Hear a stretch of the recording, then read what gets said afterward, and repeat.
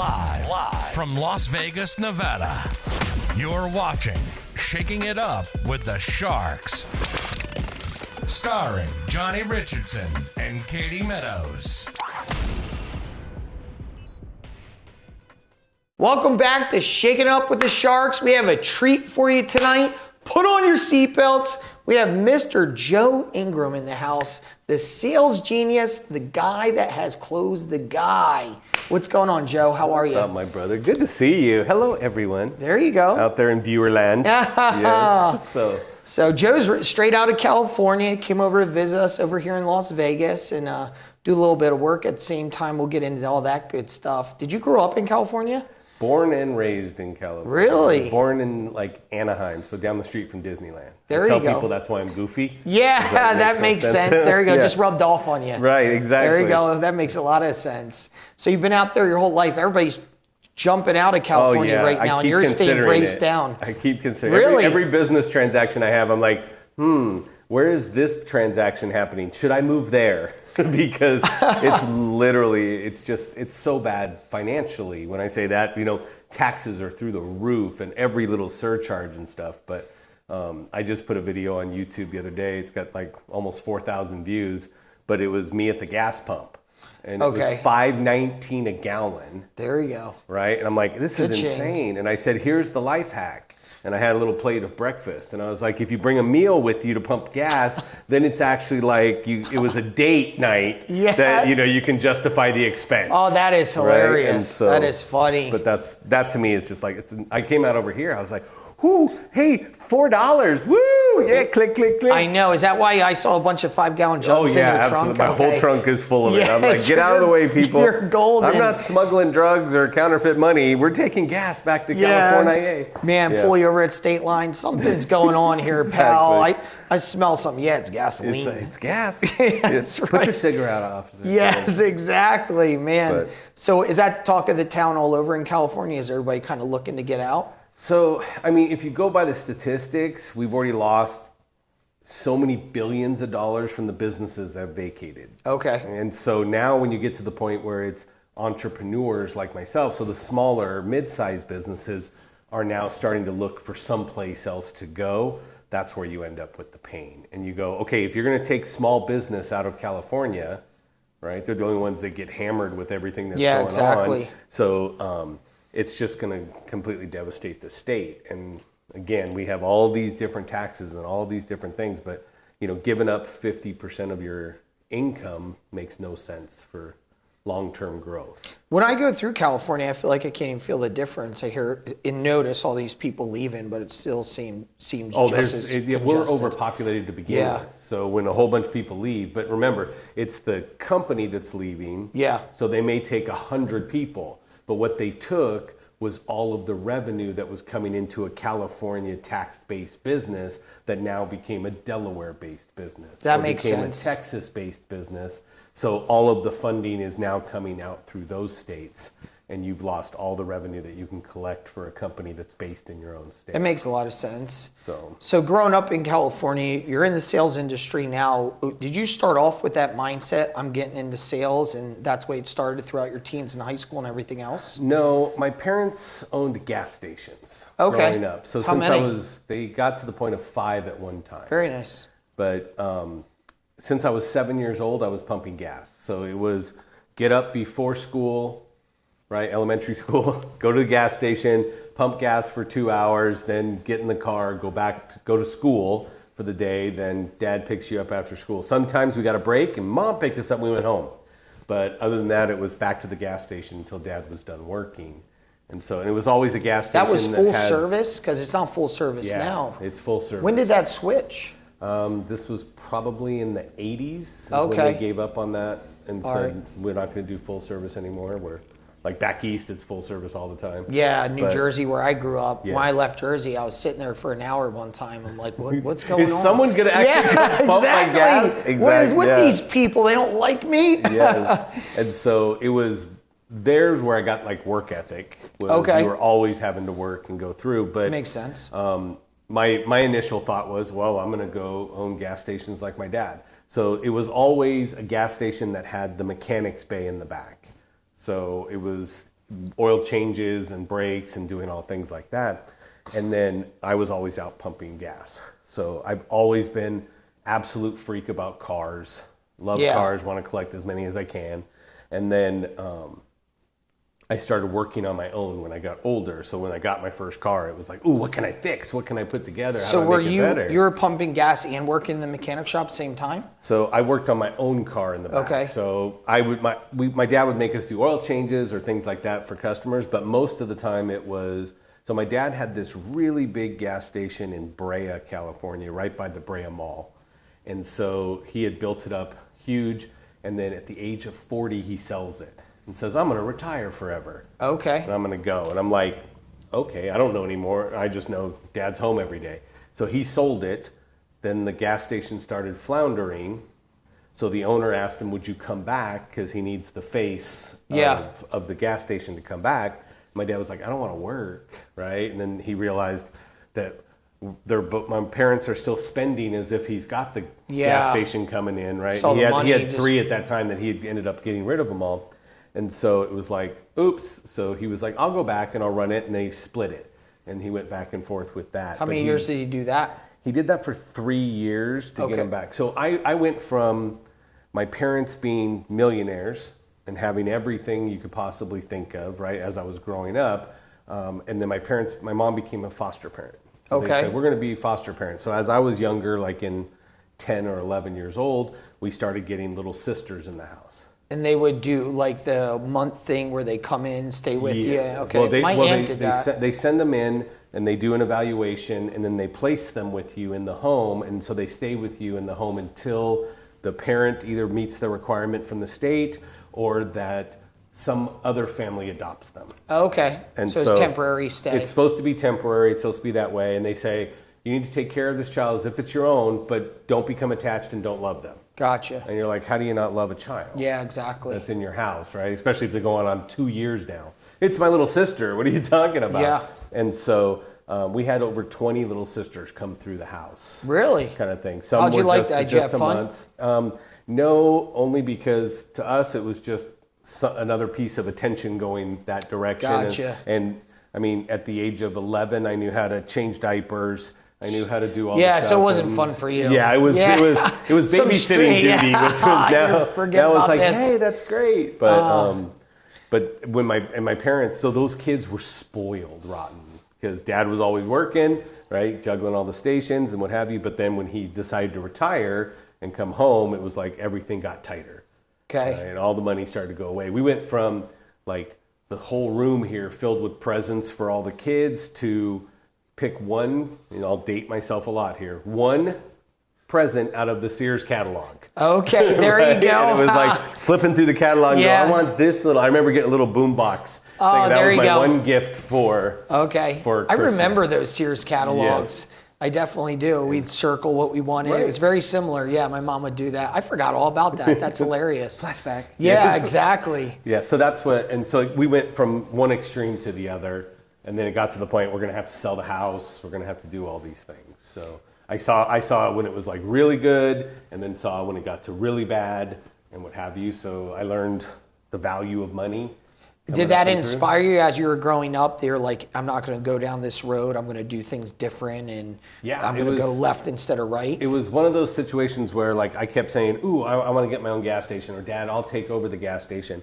And the answer was, you're going to go to college. You're going to go to college. You're going to go to college. And then I was like, I just don't know what I want to do. It doesn't pull me in that direction. And so I just went to a junior college for a little while. And I said, well, I'll put myself in the college system until I can figure out a plan instead of just sitting at home doing nothing. And so went to school. I think I lasted 2 semesters in the school. And then I was sitting at the house one day and my mom walked up and says, tell me what it is you like to do. And I said, well, I think I want to fly helicopters. That's pretty cool. Right. And that's what I thought too. I'm like, this is really cool. Everything I've seen on TV. Yeah. Right. Looks like it's really I watched cool. Mac. Exactly. And I was like, okay. And then she said, well, you take apart everything electronic in the house. Why don't you go to school and learn how to put it all back together? Okay. And I was like, oh, that makes sense. And then at that time we opened the phone book and started going through, and she was in electrical, and then an ad for a trade school that said electronic engineering. Okay. And I was like, oh, okay. So I said, electrical engineer, I think I can do that. So I went to school, went through everything, got my degree, went out and went to go work in corporate America. How was that? It was hell. Okay, I had a feeling you were going to say that. It was one of those things where I went from the family business, which was free to do whatever, and if you're working... Now you're restricted. When you're working with a whole bunch of guys that are playing in Greece and doing stuff like that, the conversation is never politically correct. Okay. Right? And so it's like your communication style is in the bottom. Then you go into corporate America, and I'm working aerospace company, and it was like, whoops, I got to learn a whole new language to talk. Man, yeah, that's wild. And I was 20. How long did that last? 10 years. Holy smokes, that's a long time. So 10 years, but it was one of the things I learned that most people don't know how to work. They know how to go someplace and do the least amount possible to not get fired. Yeah, well, that's the truth. Any sort of corporate America job, that's what people are doing. Just enough to get by, keep my job, not calling out enough. If I call it one more day, I'll be fired. Absolutely. So I'll wait till the new year comes along. Yeah. And then I could call out 2 days. At this day, it flips over the clock again and they can't hold it against me. Yes, exactly. Yes. When do I get 4 more sick days? Yes, exactly. So, that's pretty wild. It's very true. And that's how they look at it. So I got in there and I was 20. And I took over in one department that they had. And so I was an RF technician that they were doing, and I was working in the cabling department. So every cable you're used to in your house that's cable, this was all for satellites.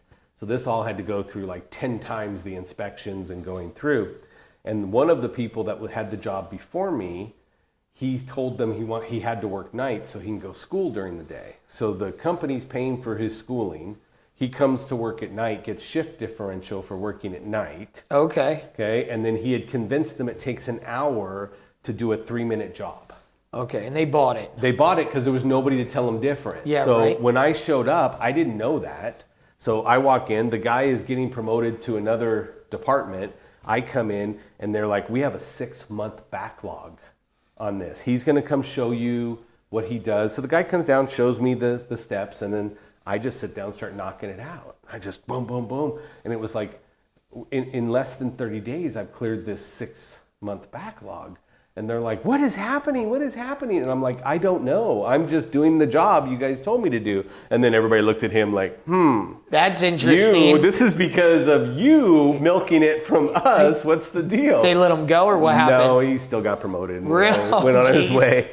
That cracks me up. But and at that point, I got a raise, and they almost doubled my pay to $10 an hour. Okay. I was like, oh, if I can only make $10 an hour, I am You're living golden. the life. Yeah. Yeah. And so I got to that point, I just kept working. And then what happened is every time I had downtime, because again, there was like 15 people working to produce the cabling that comes to me to test it, see if it's good. If it's not good, I hand it back and come back. So there's a lot of downtime while I'm waiting for everybody to finish fixing their stuff or doing it. So then I walked to the next department that was still part of us. Okay. And I'm like, hey guys, what are we doing here? What are we doing here? So I started learning what they do. And then you're doing that on your downtime? So then on my downtime, while I'm still getting paid by the hour, but I don't have this work to do, I started helping them with their work, because if I helped them to get it done, then it would get out to the other people, then it'd get back to me faster. And so I started doing all that. And then all of a sudden they came back up and they go, okay, we have to downsize. And we're like, what are you talking about? Why are you downsizing? And they go, well, administrations change. And when the administration changes, just prior to the president coming in, as soon as they know the next one's coming up, they freeze the budgets. And we're building satellites. Really? Right? And so everything's got to be funded by the government. So we're like, okay, so then they start chopping heads, but not mine. And I'm like, okay, so our department of 30 goes to 3. Well, that's a big chop right there. Yeah, and yeah, it was that's like huge. It was like, wow, all these people go. So then everybody's like, okay, well then why does the newest kid get to stay? And they're like, because he knows 3 of your people's jobs. Oh, and they were talking about you. And it was me. So I got to stay, so I didn't get laid off. And so then when we started building things back up and we brought other people, some people came back, other people came in new. When they came in new, I taught them what to do. So within a couple months, I was now the youngest supervisor they had ever had. Good for you. And it was like, okay, great. And then I ran as the supervisor, I ran the department. Everything started going up. So they gave me a second department. So now I'm the youngest team leader because I have 2 teams that work for me. And then I became the youngest division leader because I ended up You with really built yourself 3 up. things. And this is all within 10 years. Yeah. So I'm still. What was the straw that broke the camel's back? Did you walk in and say, this just isn't for me one day? So during that time, so the first 4 years, boom, it was great. Same president, boom, everything went down to 3. Then when we came back 6 months later, we tried to build back up, but it was literally every 3 to 4 years. It was everybody you've built this bond with and this team with that's trying to get all the things done by the completion dates, right? You build that family. I now have to come in and go, I have to let you go, and hopefully in 4 or 5 months, I'll be able to call you back. Yeah. And so it just became a constant fire your people working for your team. And then, of course, another aerospace company is going to pick them up, and you hope they're going to be loyal to you and quit and come back, and you just keep losing people. You're just going through that over and over. It was just, you just got sick of it. Yeah, unbelievably painful. Man, that's tough. So- Because you're definitely a relationship person. That probably hurt you every time. Yeah, You had to every let go time. of a good guy. Yeah. You had people crying in front of you or what? Oh, absolutely. Really? Always people crying. Jeez, Men, women, didn't matter. It was, again, if you have dedicated yourself to one company to say, I will do what you tell me to do, and I'll be a good little soldier and do what I'm supposed to do, and then for no reason other than we have no Budgets. budget to spend, you have to let somebody go who's done it. It just makes them the last person to go, but they're still going. Did they know that walking in a lot of times? They said, hey, I could just get my head chopped off for no reason at all? After a while, we did. I brought it because when I brought people in, I was like, "Look, we work as long as we have a checkbook to do pay it. it. Yeah, but once right? we don't, we don't." And so it just got to that point. When you walked in and had the final straw, is that when you decided to go in the sales direction? It was accidental. I went to sales. So Really? I had helped my first wife at that time. I had helped her boss lay out a call center for a payroll company. Okay. Where she was working. And I had helped him map out all the stuff and how teams and how calls should work out, just because that's how my brain works, not because I knew anything about phone systems. So then when that happened, I couldn't go anymore. I was like, I'm gone, I'm done, let's go. I walked out and then I just grabbed the newspaper and started looking for a job. Okay. And I found a job at a criminal defense law firm. Really? And so they were looking. You're like, well, I am a criminal, right. so I this was could like, work. I so know most of the stuff. Yeah. I know most I've of the committed legislation a lot of I've crimes. broke. Yes, exactly. So I said, and I'm still out of jail, so it must be good. Yeah. But no, what I told them was they were looking for a call center manager. So I said, oh, I can do a call center manager. It's about team building. I can do that. So I went into this law firm in Santa Monica, right, down towards the pier on 26th Street, and I walk in to interview.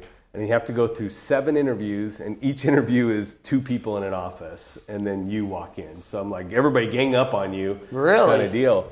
And I went through all 7 interviews. All at one time? In one day? Yeah, in one day. Really? Walk That's in, go pretty sit down interesting. here. Go sit down here. You guys got 30 minutes. Go. Boom, boom. And then other people that came in like behind me speed would be dating. they would be letting them leave. Jeez. So I was like, oh, you didn't make it because you're not coming into the office. I'm leaving. Right? Man, that's So- interesting. So we went through that whole round of stuff, and it was an exhausting day. And then I drove home, and then when I got home, there was a voicemail on the machine that said, "We'd like to present you with an offer. Can you come back in and meet with the owner?" Well, it was 55 miles away from my house, and it's Santa Monica. So there's nothing but traffic to begin with. So How many hours was that get one way? one way was about 2-hour drive one way, and then I wouldn't leave on regular hours to go home 'Cause because it was takes worse. it takes you an hour to get from Santa Monica to the freeway, and then it would take you an hour and a half to 2 hours to get home. That's crazy. And so it was insane. And I was So you like, would just "Whew." stay late every night and make it, what, an hour? It got to the point where I just worked till it was 10 o'clock at night every night. That was And the I only would way shut to the do it. office down, yeah. But I would get up at 6, drive into work, get there by 8, and then I would leave at 10 because if I left at 6, 7, or 8, it was still I'm gonna get home at 9. Yeah, what's so the I was point? like, I'll just wait till after 9 o'clock or till 10 and then get home in 30 minutes kind of Yeah. deal. So, Yeah, it's a big difference. but it was there when I understood what sales was. Really? So they brought me into this thing and they said, look, we have an outside sales team. We have an inside call center that's broken. It doesn't work. And what we're based on everything we learned from you, we think you can build a team that's cohesive and do it. And I said, okay. And so the owner, who was a lawyer as well, he leaned over and he said, hey, Joe, you realize that the better we do in court, the more people hate us. And I was like, dude, I am morally and ethically challenged. Show me the money. Yeah, exactly. Right? What was so sad was at that point in my life, that's exactly what I thought. Yeah. I thought, I don't care what it is I have to do. I'm going to just go do it for the money. So I came in and I just redid the team, trained everybody, put it all together, started building out the systems and procedures, and they were doing $300,000 a month in gross profit. When I got there, they were in 2 states. And I was like, okay. And I worked with the supervising attorney. We went back. So 6 months later, we were at $1 million and in 9 states. Really? And 6 months later? That's pretty impressive. It was, and again, I Talk lived about there. bonus time. I lived there. Well, what had happened was the owner had said, I'll pay you a salary, which was what I was making as a salary as an electrical engineer and running all those divisions. He goes, I'll pay you that, but on this month, I'm going to show you a comp plan based on what we produce, right? And this is like maybe my 2nd month. And he goes, and I'll show you the difference between if you get paid for what you do versus paid what the production is. Yeah, if you're going to get paid on what actually happens versus just time. And he said, give it to me. And I was like, okay. And I doubled my income based off of my effort and what I was putting up. So then I've never looked back after that. I'm like, there's no such thing as I need a salary. Hourly wage. Yeah, I need forget a salary. about it. No, it's like pay me what I do, because I grew up when I was in aerospace growing into that. The answer was what?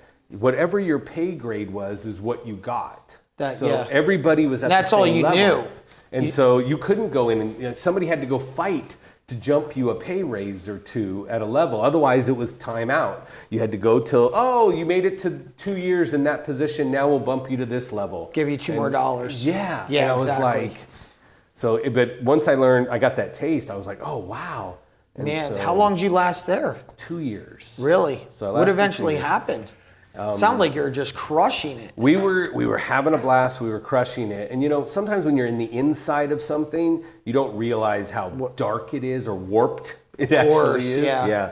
And so we were in the inside of all this stuff going on. And then, my parents were foster parents. Well, how do kids end up in foster parents? Because the parents they did have made some really bad choices or bad mistakes or really, really bad issues. So one night, I'm sitting there and I have my 2 supervisors with me, and again, tight team. We're sitting there talking and we're like, okay, hey, this, and this. It's like 9:30.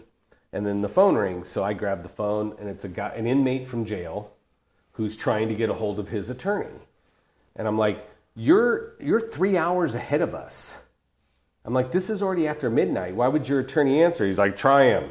So I put him on hold. So it's lights flashing. I go type into our little system that alerts him that he has a inmate on the phone. Inmate waiting for him to talk to. It's a client. Yeah, we have code 1 for you. So then all of a sudden I was like, I wonder what this fool did. And so I get up. So you asked him? No, I walked into the attorney's office because we can all see the records. We're supposed to help him. And so it was like, okay, I grab it and I started reading his file. Then I started reading all the documentation that came in talking about this guy and the bad things he had done to children. Oh, geez. And I sat there and I'm crying. As a grown-ass man, I'm just sitting there like, oh my God. And I'm just crying. And then my 2 supervisors look at me and they're like, what's going on? Oh, that's not a good look on your face. What's going on? And I said, I'm working someplace to help the people that put the kids into our home when I was a child. Yeah, right. So I'm trying to help these people, and these are the people that put the kids into our home. And I'm like, I went complete full spectrum opposite. And I was like, at that point, I realized morally and ethically challenged, I was not. Yeah, right. And it was like, don't, whatever you do, don't look behind the curtain. It took me an hour or something to gain enough composure, right, to pick up the phone and call the owner of the company. So it's 11 o'clock at night. I call him and he's like, what's going on? Something bad? I go, no, I said, I left the office. I'm just letting you know I took everything with me. I said, I'm done. I can't do this anymore. And he goes, I'm going to tell you first, you lasted way longer than I thought you would. Really? And I was like, what? And he goes, when you told me you could handle it and do whatever, and I was like, this guy's got too big of a heart and he cares too much for him to last. To do this. Right? He can't compartmentalize it. And then he said, and I want to say thank you for everything you built up in this company because we're so far beyond. And he ended up selling it probably 4 months later because at that point he was making so much money, and you go get blue sky from somebody else, another attorney comes in and pays him, kind of deal. So he paid it and retired. Man, did he send you a little check in the mail after Not that? at all. No, none of that. Not at all. You Not forgot at about all. Joe then, huh? And so at that point... That is wild. And so it's one of those things where I'm always the guy who's trying to plan the next 3 steps ahead. Yeah. And so now I've got 2 jobs that have taken up years of my life that I just walk away from. How young were you at that point? So I went till 29, so I was 33 at that point. Yeah. And so at 33, I was like, well, let me go see what's out there. And so then I started looking, going, well, I went into the call center thing for that one. It turned into be a major sales role, right? Because I built a whole inside sales department that would close retainers over the phone. Yeah, that's awesome. So it was like, oh, we've got this down. And I was like, I love sales. This is fantastic. And then I answered an ad for a call center manager that turned out to be for a dealership. And so I went to this company and I interviewed with them. And we talked, and I ended up going through 5 interviews that same day. And I'm sitting there with the CEO, and he's like, wow, you know, I'm getting a lot of good reports from you and this and that. I'm like, well, you won't get a good one from your VP of sales. And he's like, well, why wouldn't he? I go, I scared him. You scared him? How'd you scare him? Just competency-wise. The whole time I was there, he was on the defensive of, well, what would you do in this situation? I'm like, I don't know this industry. Yeah. I know sales is this way. And so he was like, really, you think so? No, he's a pretty strong guy, and he does whatever. And I'm like, okay. I said, I just saw that I physically shook him when I was talking with him. I said, everybody else just loved the fact that I knew what I was talking about. And they're like, he's a great guy, let's go. And I said, okay. And he's like, well, I think you are a great guy. And I'm like, great, just let me know. So a couple weeks goes by, I get nothing. No. Nothing. And I'm like, and what's funny is and you're out there looking at the same time, kicking down doors. I'm still going to interview and do stuff. But I'm like, wait a second. I went to go answer an ad for a call center, and this company that's getting the ad for the call center, putting it up for the companies, is the one that tried to hire me. They were the ones trying to hire me to work for them. It's pretty interesting. Not from there. So I called back the CEO and I said, hey, brother, just want to throw out, I didn't come to your company to interview for your company. And he's like, okay. And I said, so it was the VP of sales, right, that stopped it? He goes, oh, yeah, you were right. You nailed that one. And I'm like, great. And I said, but so you think his ego was just too big and just blocked it? He just felt that it would be threatening to have somebody who may have known. And again, I may have known more about this much of sales. Yeah. His expertise was here. But it was like, ooh, he could make me look bad here. Really? I'm like, but why wouldn't you want us all to be on the same team and blow up together? So what did the owner do? Let that guy go? No. The owner said, I told the owner, you weren't hiring. You were doing the hiring for the companies. Yeah, exactly. Not for your company. You're an outside vendor that they hired to do that. And you tried to poach me off their ad, dude. That's not cool. And he was like, yeah, you're right. I mean, it's not cool at all. So then, boom, I end up with interviews with the original company the way it should have gone the first time. Okay. So at that point, I get hired and I get picked up by 2 dealerships. All I know is that I love cars and I used to change the oil and do things on stuff. And they had you coming in to train the salespeople. They had me come in to run a department at each one of the dealers, a call center within a dealership. The internet department. Yes. What year was that? That was 2000. Okay, so that's right when the call centers started getting big in the dealerships and the internet. I remember that's when I just got into the car business, was right in that time. And they were like, yeah, I'm in the internet department. Like, who would want that job? That's Exactly. stupid. You have to just go online and talk to people and send emails. They all walk in. What are you doing? I'm like, I want to be out there driving and cruising. Yeah. Right. I was like, heck no. But obviously now it's blown up and you're right at the beginning stages. Yeah. Absolutely. So I was there when Edmunds came out. I was out there, when Car Gurus. I remember talking to the guy at one of the dealerships I was at that was like, I'm going to come up with something that's going to be better than Craigslist. It's going to be Car Gurus. And I'm like, more power to you, brother. Go for it. Yeah, right. And it is today. Yeah, so that's he pretty built amazing. it and sold it and it's gone. But We build call centers in a dealership to take care of the internet department and take care of the phone calls and make sure people get handled properly. Run all the systems through. Yes. There you go. And so that's what I did. So I went in and they put me at the Toyota store and the Lexus store. And they were both owned by the same company. What part of California was this? Southern California. Okay. Cerritos. All right. Very the nice. Cerritos Auto Center. Yeah. Yeah. So they, so I was there at those two stores. And so I'd work in the morning at Toyota and then in the evening at Lexus. And I just went back and forth every day. Toyota had an issue with people that were less than ethical in the department. So in the internet department? In the internet department. So when I got there, I fired everybody except the two people that I knew did it right, and they became my supervisors.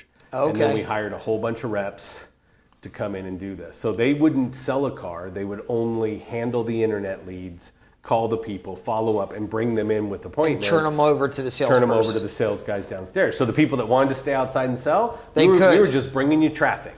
Gotcha. And they were always offered probably some lower price, came in off the internet, Yep. mini deal, come in, drive it, boom, you're gone, Yep, just and writing gone and paper. done. Yeah, $100 over cost, do Yep. whatever. Yep. There you go. And so phone pops, we just set the appointment for the floor. Internet went to the internet managers. He would then hand it off to other people. And then we went to and I was doing the same thing at the Lexus store. Lexus store had nothing. So it was just me, and I had to hire people. So then I brought... You're starting from ground zero. Yeah, Lexus. ground zero. And so it was like, okay, so I got one of the guys that was my supervisor at the criminal defense law firm. I was like, bro, this is closer to your house than driving to back out to Santa Monica. So he came over with me at the Lexus store, and together we built up an amazing... we became the heart of the dealership. So it's just the two of you. What'd you build it up to within a 6-month period? Within 6 months, we had 8 reps. That's awesome. So it was 5 sales, 3 service. Then the general manager kept handing us more things. Really? He was like, well, now you're in charge of the service porters. So there's like 7 service porters. Then it was you're in charge of rental cars for the service. So everything coming through for the internet, everything was us. Sales, service, you name it, all the above. Yeah. Really? That's we pretty handled cool. Then inventory control, then advertising, putting all the stuff together. All of that came through this central hub. And so I ended up with like 20 people working for me in this department. That's at one store. In the other store, I ended up, by the time it was a year in at Toyota, I had 17 people in the sales department and 7 people in the service department. Man, that's pretty wild. Yeah. So did the buzz start happening from there, and people are like, you got to see my man Joe, and that's where you started kind of growing other dealerships? Well, that's when what happened was I was in there, and then several of the software companies came in to say, hey, we're building software for dealerships. Is it okay if we come in, talk to you, you tell us how the process should be, and we can build it and do it that way? And I was like, I don't care, as long as you don't impede my ability to work. Was this software like when CRM systems were coming out? CRMs, yeah. Gotcha. Several CRM systems came in and sat with me to go through it. So I ended up with my name being known there because I was the one coaching them on how to build out a CRM. But that was when the term BDC came out. And it was Business Development Center. And that's what we were putting inside the dealership. Handle the phone calls, the internet traffic, and just give it to the floor people. So I built that up. Well, at the time, the corporation had put 10 of them out at the same time. A year later, there was 3 left, and I was 2 of the 3. And the third one was one I was helping to coach on the side. So then I got nicknamed the BDC Genius. I was about to ask you where it came from. So that's where the first Genius thing came. And that's just been around for a while then. Yes. Yeah, man, that was holy smokes. 2001, 2002. What do you think the biggest challenge was with these guys coming in the internet department? Was it their sales skills on the phone? They didn't know how to close people? They're lying their butts off? Or what was it? So a majority of the time, and it's with almost every field you look at, it takes a different skill set to email, text, and call than it takes to sell face-to-face. Okay. And very few people are hybrid that can do it all. So what happens is my guy who's out on the sales floor is used to saying something and watching your reaction. Yeah. I don't get that over the phone. I have to listen for a reaction. And if I'm not used to listening for a reaction, then I just keep talking and realize they hung up a long time ago. There you go. And just I so we're know. talking the sale. Yeah. And that's exactly what happens. So then it's about re-coaching and retraining people using different senses in different ways. But that's what I still do today. So these guys in the call centers as much, they're not as much traditional salespeople. They might have a little bit more of that techie type side. So they're good. They know the process. They come in. They know the recipe for the cookies. Yep. Send a text, send an email, follow up with a call. Exactly. Send a text, email, follow up with a call. And they just stick to the process, and it's going to happen at the end of the day. I was talking to a guy today who's at one of the clients I'm training out here in Vegas, and he's like 60 years old. And he goes, so why does somebody say it's an actual promotion to go into the internet department? I'm a car dog. I'm out over here and I'm doing this. And I said, everything is going internet based. Yeah. And I said, 93% of the people out there looking for a car go online first to look for the car and then to find the place to go buy it from. I said, and you're hoping you just get the ones that never called or emailed. Those are the ones you hope that come in. And the number of people is so much less now that just walk on the lot and show up. Is it like that? You don't get as many walk-ins anymore? No, not anywhere close. Yeah, it's been years since I was in the car business. So people... That's because you have me now. Yeah, exactly. You I don't need say, to. Who do I talk to? Yes, who's the person? That is true. Yes. Definitely. And that's exactly what... But again, to this guy, I told him, I said, look, there's a different skill set. We're all tied to phones, right? And on our phone, we get little notifications, right? The person who looks over and goes, the phone's ringing. I don't want to talk on the phone. That's not the person to be the phone person. Exactly. Right? The person who comes down and goes, why is there a red 12 on top of this little picture here? And you're like, that's 12 notifications that you've missed calls or you've missed text messages or something. I said, the person who is at home doing that and looks at it and goes, I have 0 notifications. Right, I get everything that comes into my phone and blah blah blah. That's your internet guy. Yeah, exactly. That's the guy that goes, bing, you have somebody interested in the car, and he's like, I'm he's on all it, boom, over boom, it. boom, and he's like, text, email, picks up the phone and dials them. He'd much rather do all of that and work with the machine than work with the actual person that comes in. It seems like we're looking at cars again just recently, and I go online, and even to get to salespeople is complicated. Everything is going through online. Half these places you're going to the internet department, and they want to ship it to you even, correct? Oh yeah, absolutely. I'm just like, can I just shop for a car and walk in and talk to the guy smoking and joking? I'm like, you can do that, but there's only like 4 per store now. Yeah, exactly. So I mean, it's time it on the right day. It's a different animal. Yeah. So there's more and more of need what you're doing where you started at in the early 2000s. This is what it is. Oh, absolutely. And back in 2000, we said this is where we're going. Yeah. Right? This is where we're going. I mean, I tell everybody in my classes, I say, look, Google is spending millions of dollars to try to proof out how do they get the car from the manufacturer to you without ever having to do a dealership. Yeah, and just cutting out the middle guy, making it simple. All the dealerships get, toast. Yeah. But I said, these people, they're trying to figure out how to do that. The thing is that to spend this much money, right? Look at your world. Is somebody just going to buy a house after not actually seeing it? Yeah, rare. It does happen. Rare, right? That's somebody with so much money, they're like, what I'm giving you doesn't matter. But again, if it's a $500 car, that's different than going, I'm going to go spend $50,000 on a car, but I don't want to drive it. I don't want to see it first to make sure I like the way it feels and drives. Everybody's going to have to do that. Yeah, most of them have a 3-day turn back or whatever it might be. Is that correct? Yes. So if they ship it, shows up in the driveway, you ride around the corner, put it back on the truck and get it out of here like Carvana, correct? Yes. Carvana is saying, we'll deliver to you, we'll pick up yours, we'll do it. So I give them a lot of credit for starting this industry. Yeah. I don't know if they'll be in it later. I saw a lot of horror stories, Carvana drop-offs, and they're pretty funny. Yes, it's actually they're coming down the flatbed and boom! Oh yeah. My thing is that you got a software guy and a sales guy got together and they forgot to bring that office manager in. Yeah, that comes in and goes, no, you can't. Legally, we have to do this, and you have to. I'm like, they should have brought that person in early. Yeah, exactly. Right? And so that way they can build a system that would sustain itself and go through. Because again, a giant vending machine isn't going to make you an industry. No, you put that big coin in it or something. Yeah, exactly. Yeah, definitely. I'm I've curious. driven by it. I've never seen it work. But, yeah, exactly. They have one right out here on the 15. Okay. Yeah, so I've never been inside to see it actually in operation, but it sounds pretty wild.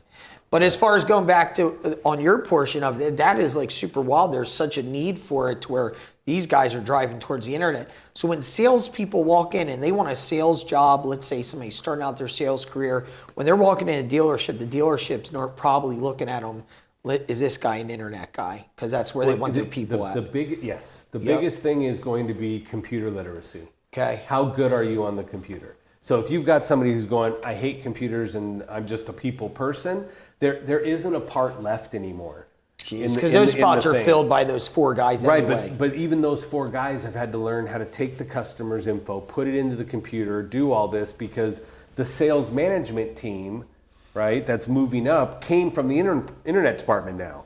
Yeah, right. And so it's very rare to find the 80-year-old car guy sitting down there with a cigarette in his mouth saying, I'm going to go ahead and do this deal. I can do all the numbers without using a calculator. Yeah. And you're like, don't care. Yeah, right? exactly. I don't care because why? We have a computer system and I type in 3 things and it gives me all the information I need. Man, that's crazy. And but those people are looking at it. So now even my old car dog that's out there has to bring somebody in, has to go type into the computer all their driver's license information, all of the information from the credit. They have to go type it all in, hit the button, submit it to the manager. So then the manager goes, bing, oh, I have a credit application that I can now process and go through. They got all the info ready to go. Is there. A lot of dealerships now, all the salespeople have their own iPad.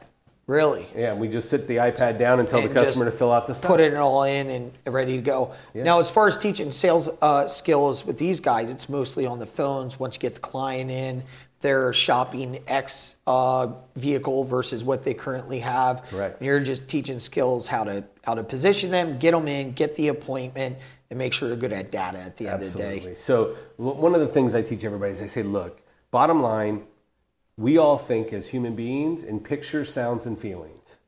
So the words that we choose to throw out at somebody either generates a picture, a sound, or a feeling in their head. But are we stopping to think first of what picture I want in your head first? Yeah. Right? And so if I do that, then I say something different that helps you to move to the next step.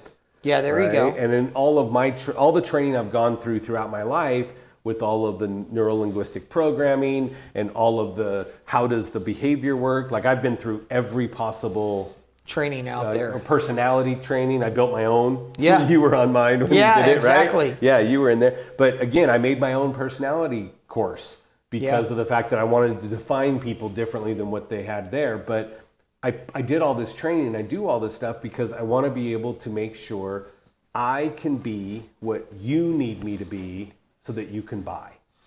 And so many times, so in this business that we're in, I'm the man and I'll sell anybody, those people only sell 1 out of 4 people. Exactly. They're only hitting one personality type at the end of the day. At the end of the day. They're not reading their client. I sell people like me. Yeah, right? Exactly. I sell people like me. And if I sell people like me, I'm the man. And those other 3 idiots. Yeah, you're losing out on serious. everything else. Yeah. That makes sense. And so bringing up the speed with what you're currently doing right now, that's where you're training as far as what you have is war games. In war games, you're teaching salespeople across the board. Oh, yeah. Not just your all car over guys. the U.S. I train them, and I don't care what industry you're in. Yeah. So, and then I bring guests like yourself who came on to teach an episode.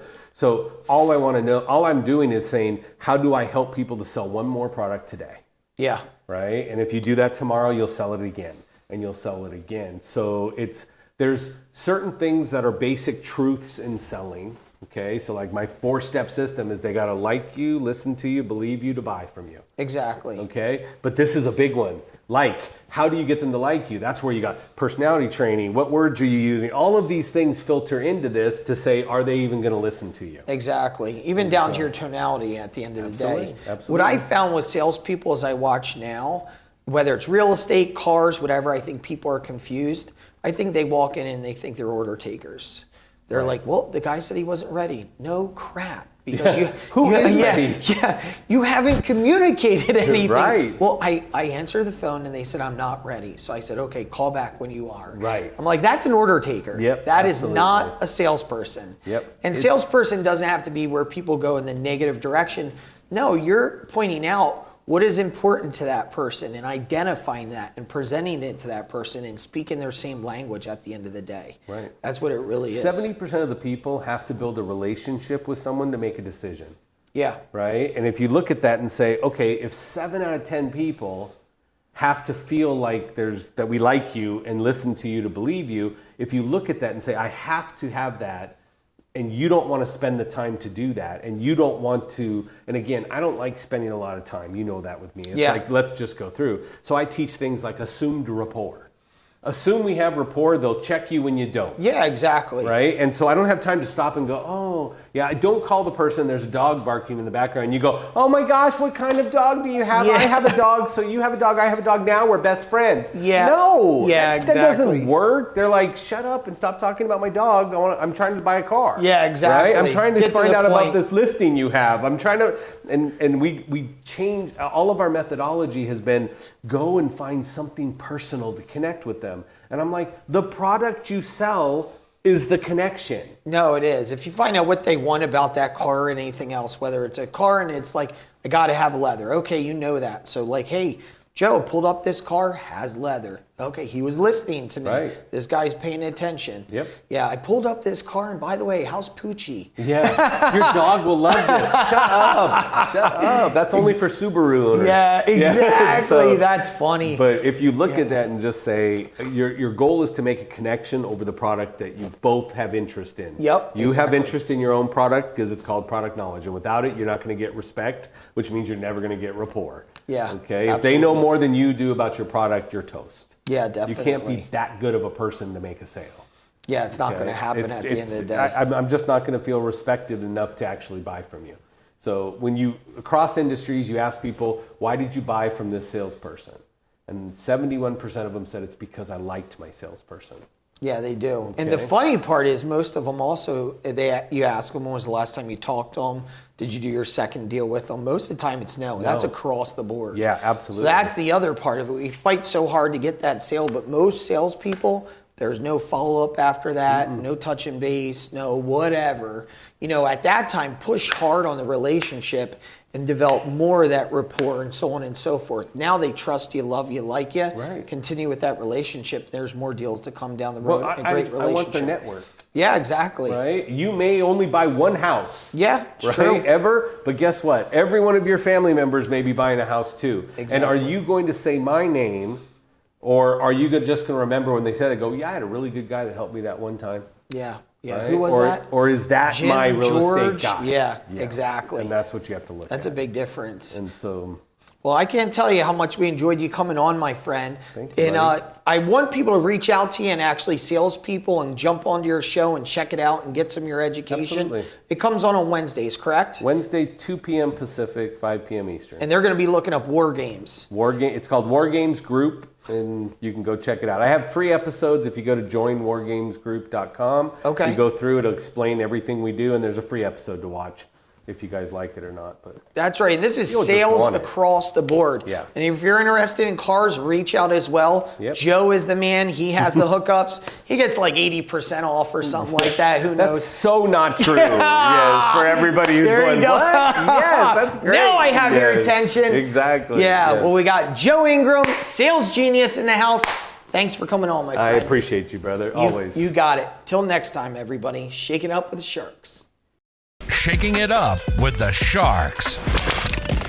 Starring Johnny Richardson and Katie Meadows.